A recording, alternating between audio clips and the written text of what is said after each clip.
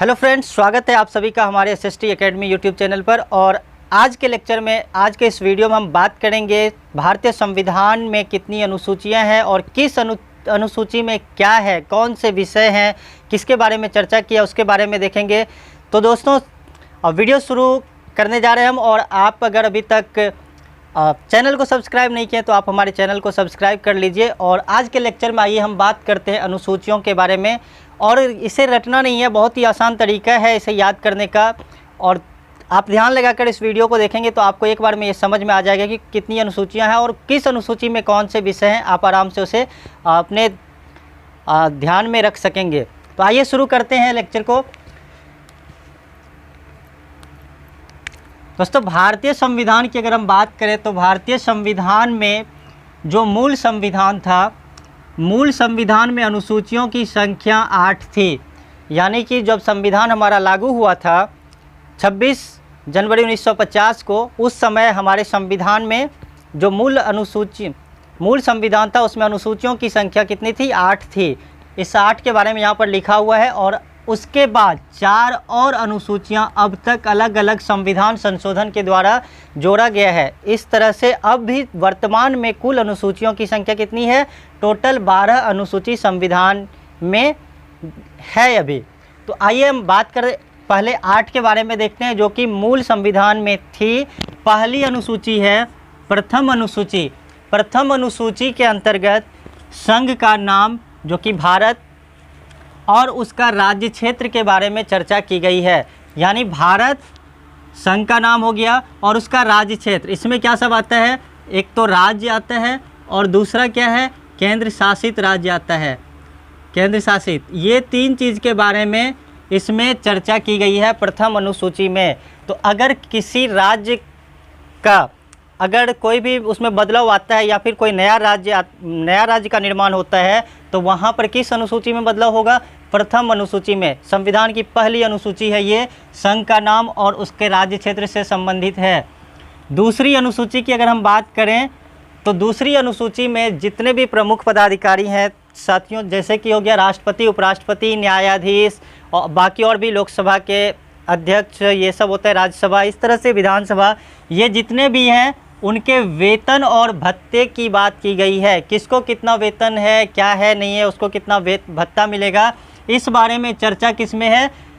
द्वितीय अनुसूची में। दूसरी अनुसूची में वेतन और भत्ते की बात की गई है। वहीं तीसरी अनुसूची की अगर हम बात करें तो तीसरी अनुसूची में संवैधानिक पदों के संबंध में शपथ के बारे में दी गई है। यानी कि कोई भी संवैधानिक पद पे अगर जाता है तो उसको शपथ दिलाया जाता है। देखे होंगे आप राष्ट्रपति, उपराष्ट्रपति, न्यायाधीश, बाकी और भी जैसे लोकसभा में देखे होंगे उसके अध्यक्ष और भी बाकी जितने भी मेंबर्स हैं। विधानसभा में देखे होंगे मंत्री पद की आदि की सभी शपथ लेते हैं जो भी मंत्री बनते हैं। तो शपथ के बारे में बात की गई है किस अनुसूची में? तीसरी अनुसूची में।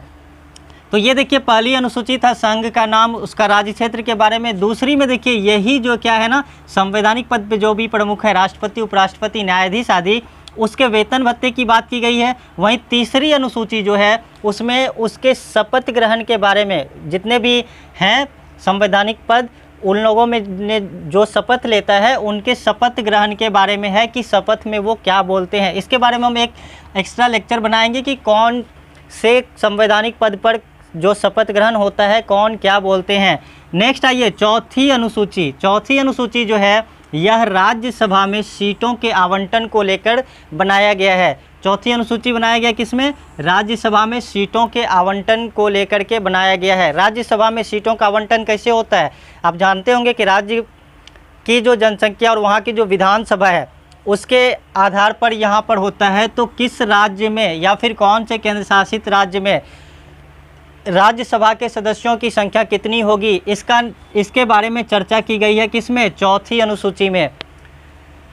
अब आते हैं 5वीं अनुसूची और 6ठी अनुसूची में। दोस्तों, 5वीं अनुसूची जो है ना, वो अनुसूचित जाति और जनजाति, जितने भी अनुसूचित जाति और जनजातीय क्षेत्र हैं वहाँ के प्रशासन और नियंत्रण के बारे में है। याद रखना है किसके? जितना भी अनुसूचित जाति और जनजातीय क्षेत्र है वहाँ के प्रशासन के बारे में, वहाँ किस तरह की प्रशासन होगी, क्योंकि इन लोगों के लिए कुछ विशेष रूप से उपबंध है, तो वहाँ के प्रशासन और नियंत्रण के बारे में चर्चा की गई है 5वीं अनुसूची में। वहीं 6ठी अनुसूची की बात करें तो ये 4 राज्यों के बारे में है। कितने राज्य? 4 राज्यों के बारे में, और इस 4 राज्य को आप याद रखेंगे, असम है, मेघालय, त्रिपुरा और मिजोरम। ये जो 4 राज्य हैं, यहाँ पर जो जनजातीय क्षेत्र हैं, ये कौन सा 4 राज्य? असम, मेघालय, त्रिपुरा और मिजोरम। सभी आप मैप में देखेंगे तो सभी एक ही जगह पे है और सब सटा हुआ है। तो असम, मेघालय, त्रिपुरा और मिजोरम, इसके जितने भी जनजातीय क्षेत्र हैं, यहाँ के जनजातीय क्षेत्र के प्रशासन के बारे में 6ठी अनुसूची में विशेष उपबंध है। तो 5वीं अनुसूची में है क्या कि अनुसूचित जाति और जनजातीय क्षेत्रों के प्रशासन और नियंत्रण के बारे में। वहीं पर 6ठी अनुसूची में 4 राज्यों के रूप में विशेष रूप से उपबंध दिया गया है। तो ये है असम, मेघालय, त्रिपुरा और मिजोरम। तो ये याद रखना है। चलिए आते हैं 7वीं अनुसूची में। 7वीं अनुसूची क्या है? 7वीं अनुसूची में जो है ना, केंद्र और राज्य के बीच जो शक्ति का बंटवारा है, विषयों का बंटवारा है, कौन से विषय पर केंद्र सरकार कानून बनाएगी, कौन से पर राज्य बनाएगी, या फिर कौन से पर दोनों मिलकर बनाएगी, इस बारे में चर्चा की गई है। यानी कि इसमें सूचियों के बारे में है। हम लोग जानते हैं कितने तरह की सूची है, संघ सूची, राज्य सूची और एक समवर्ती सूची है। तो आइए, एक संघ सूची है। संघ सूची यानी कि इसमें जितने भी विषय आएंगे, संघ सूची में जितने भी विषय आएंगे उसमें कानून बनाने का अधिकार किसके पास है? केंद्र सरकार के पास है।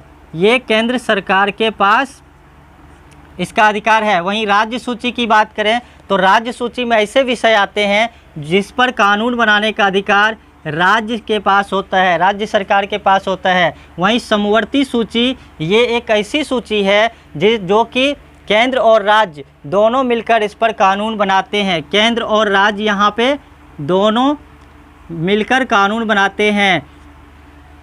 तो इस तरह से समवर्ती सूची है। लेकिन अगर समान विषय है जो कि केंद्र भी और राज्य भी दोनों के लिए एक समान कोई ऐसा विषय है, तो वहाँ पर केंद्र के द्वारा जो कानून बनाई जाएगी वो ज़्यादा मान्य होगा। यानी केंद्र और राज्य तो बनाते हैं, लेकिन अगर यहाँ पर समवर्ती सूची में कोई ऐसा विषय जो कि दोनों के लिए समान महत्व रखता है, किसके लिए? केंद्र के लिए और राज्य के लिए, तो वहाँ पर जो कानून केंद्र सरकार बनाएगी वो ज़्यादा मान्य होगा।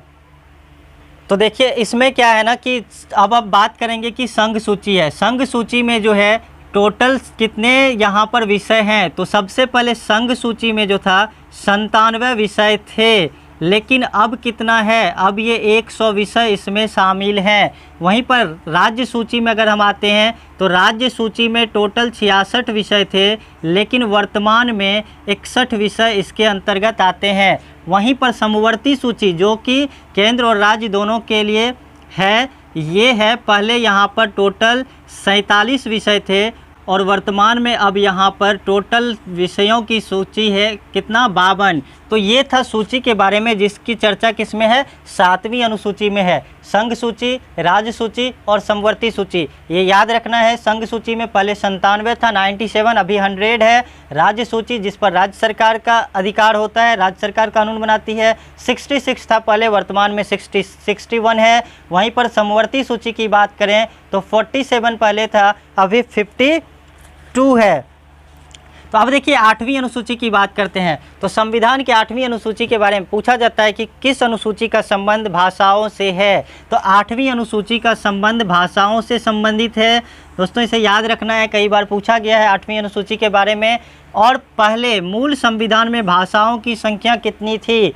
मूल संविधान में भाषाओं की संख्या 14 थी, जो कि 8वीं अनुसूची में था। वहीं पर वर्तमान में यहाँ पर भाषाओं की संख्या है 22। बाद में अलग अलग समय में यहाँ पर क्या किया, और भी मैथिली, बोडो, कोंकणी, ये सब और 8 भाषाओं को जोड़ करके अभी वर्तमान में यहाँ पर टोटल भाषाओं की संख्या जो 8वीं अनुसूची में दर्ज है वो है, उसकी संख्या है 22। तो ये सब आप लोग याद रखेंगे और काफ़ी मतलब आसान है ये। पहली अनुसूची देखिए संघ और राज्य के बारे में है। दूसरी अनुसूची वेतन भत्ता से संबंधित है। तीसरी अनुसूची शपथ ग्रहण को लेकर के है। वहीं चौथी अनुसूची है राज्यसभा में सीटों का बंटवारा। 5वीं और 6ठी अनुसूची एक जैसा है, यानी कि अनुसूचित जाति जनजातीय क्षेत्र के प्रशासन। वहीं 6ठी में 4 स्पेशल राज्य हैं, असम, त्रिपुरा, मेघालय और मिजोरम, यहाँ के जनजातीय क्षेत्रों के बारे में है। वहीं पर 7वीं अनुसूची की अगर हम बात करें तो संघ सूची, राज्य सूची और समवर्ती सूची, राज्य और केंद्र के बीच जो शक्ति का बंटवारा, विषयों का बंटवारा है उसके बारे में है। वहीं 8वीं अनुसूची का संबंध भाषाओं से है। अब हम लोग देखेंगे जो लास्ट में 4 अनुसूची जोड़ा गया है अलग अलग संविधान संशोधन के द्वारा, उसके बारे में। तो देखिए सबसे पहले ना 9वीं अनुसूची, पहले कितनी थी? 8 थी। 4 अनुसूची बाद में जोड़ी गई है, यहाँ पे बाद में जोड़ दिया गया इसको। तो 9वीं अनुसूची जो है वह संविधान के प्रथम संशोधन जो कि 1951 में हुआ था, उसके तहत 9वीं अनुसूची जोड़ा गया। कब?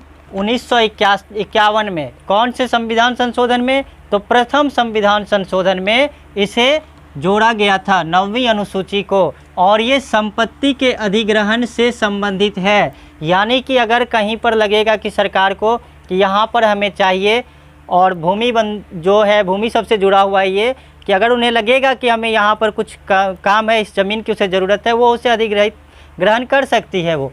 और इसमें इस तरह की व्यवस्था थी कि इसे न्यायालय में भी कोई चुनौती नहीं दिया जा सकता है, यानी कि जो भी विषय 9वीं अनुसूची में डाल दी जाएगी उसे न्यायालय में कोई चुनौती नहीं दिया जा सकता है। लेकिन बाद में अगर हम देखें तो यहाँ पर क्या है ना कि 11 जनवरी और 2007 11 जनवरी 2007 को संविधान की एक पीठ ने ये बताया कि अगर कोई इस तरह का विषय 9वीं अनुसूची में डाल दिया गया है जो मूल अधिकार का उल्लंघन करता हो, तो फिर इसे न्यायालय में चुनौती दी जा सकती है। इस चीज़ को ध्यान रखना है।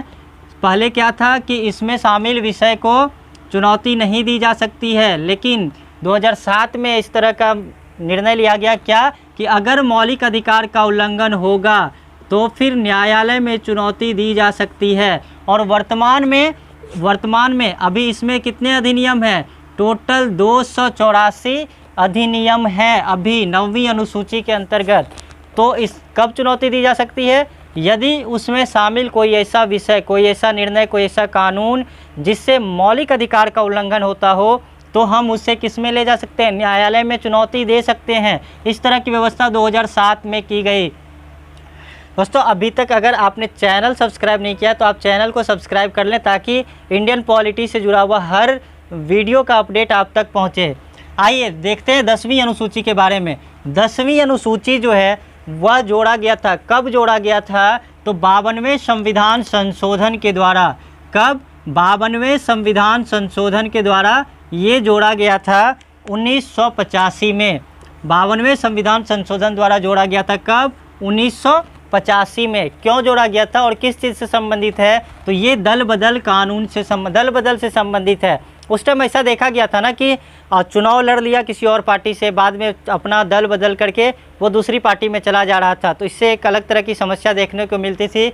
लेकिन ऐसा महसूस किया गया कि नहीं, और अगर आपको चुनाव लड़ना है किसी पार्टी से या फिर आपको पार्टी चेंज करना है तो आप चुनाव से पूर्व ही क्या करें? अपना पार्टी चेंज कर लें, ठीक है। अन्यथा अगर आप चुनाव जीतने के बाद पार्टी को छोड़ते हैं, दूसरे पार्टी में जाते हैं, पार्टी की सदस्यता त्यागपत्र देते, तो हो सकता है आपकी जो है मतलब अगर चुनाव में जीतते हैं तो वो भी रद्द कर दिया जाएगा। तो यहाँ पर दल बदल से संबंधित है ये कि अगर आपको पार्टी बदलना है तो चुनाव से पूर्व ही बदल लें। तो ये दल बदल कानून से संबंधित है। 52वें संशोधन द्वारा इसको 52वें संशोधन द्वारा इसको लाया गया था 10वीं अनुसूची को। आइए 11वीं अनुसूची को देखते हैं। 11वीं अनुसूची ये 73वें संविधान संशोधन 1993, 73वें संविधान संशोधन 1993 ईस्वी में हुआ था, उसके द्वारा ये जोड़ा गया और ये संबंधित है पंचायती राज संस्था से।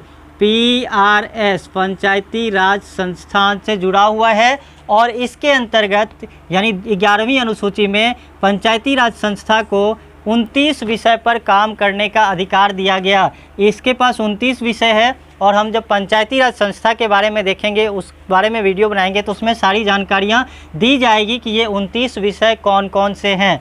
तो 11वीं अनुसूची में ये पंचायती राज संस्था से जुड़ी हुई है। बहुत बार पूछ चुका है कि पंचायती राज संस्था से जुड़ी अनुसूची कौन सा है, तो ये है कब ये लाया गया, 1993। दोस्तों कहीं कहीं 1992-93 भी लिखा रहता है, 1992-93 लिखा रहता है। ऐसा इसलिए क्योंकि 1992 में ये लाया गया था, प्रस्ताव लाया गया था, और 1993 में ये पारित होकर लागू हो गया था। इसीलिए यहाँ पर 1992-93 भी कहीं कहीं लिखा होता है। लेकिन जो है 73वें संविधान संशोधन 1993 के द्वारा पंचायती राज संस्था को के लिए 11वीं अनुसूची में डाला गया था और 11वीं अनुसूची जोड़ा गया। और लास्ट है 12वीं अनुसूची। 12वीं अनुसूची जो है वो 74वें संशोधन 1993 में ही है। और दोनों देखिए बहुत ही आसान है इसको याद करना। 74वें संशोधन जो है वो शहरी स्थानीय स्वशासन से संबंधित है। शहरी क्षेत्र का जो स्थानीय स्वशासन होगा, जिसमें नगर पालिका, नगर निगम इत्यादि वगैरह देखते होंगे, उसमें टोटल 18 विषय पर काम करने का अधिकार इसे मिला। 18 विषय इसे दिया गया जिस पर शहरी क्षेत्र के स्थानीय स्वशासन को काम करना था। तो 11वीं में क्या है, पंचायती राज संस्था है, ये ग्रामीण क्षेत्र से संबंधित है। वहीं 12वीं में क्या है, ये शहरी क्षेत्र से संबंधित है। तो यहाँ पंचायती राज संस्था में विषयों की संख्या 29 है और इसमें 18 है। तो ये है हमारे संविधान की अनुसूची। आप इसे आसानी से याद कर सकते हैं, कुछ भी इसमें रटने वाली बात नहीं है। आप आराम से वीडियो देखें, एक बार देखें, 2 बार देखें, आप सब कुछ इसमें आसानी से समझ सकते हैं। तो ये था हमारा संविधान की अनुसूची से संबंधित लेक्चर। और आप इसको देखें, अगर आपको कहीं भी लगता है कि इसमें कुछ प्रॉब्लम है या फिर कुछ और सुधार होना चाहिए वीडियो में, तो आप हमें कमेंट्स करके बताएं। यूट्यूब का जो कमेंट सेक्शन है इस वीडियो का, उसमें आप कमेंट्स करके हमें बता सकते हैं। वहीं अगर आपने अभी तक सब्सक्राइब नहीं किया चैनल को, तो हमारे SST एकेडमी चैनल को सब्सक्राइब कर लें। यहाँ पर आपको बहुत सारा वीडियोज़ मिलने वाला है, इंडियन पॉलिटी से संबंधित और भी विषय से संबंधित यहाँ पर वीडियोज़ आपको मिलने वाला है। हमारा अगर आप फेसबुक यूज़ करते हैं तो हमारा फेसबुक पर पेज है SST एकेडमी 2019 आप उसको भी लाइक और फॉलो कर सकते हैं। वहाँ पर आपका क्विज से संबंधित ढेर सारा क्वेश्चंस मिलेगा आपको। वहीं और व्हाट्सअप नंबर है 7717769887। आप हमें इस पर भी अपना विचार, अपनी राय भेज सकते हैं। तो थैंक यू सो मच। आज के वीडियो में इतना ही, मिलते हैं जल्द ही दूसरे वीडियो में। Thank you.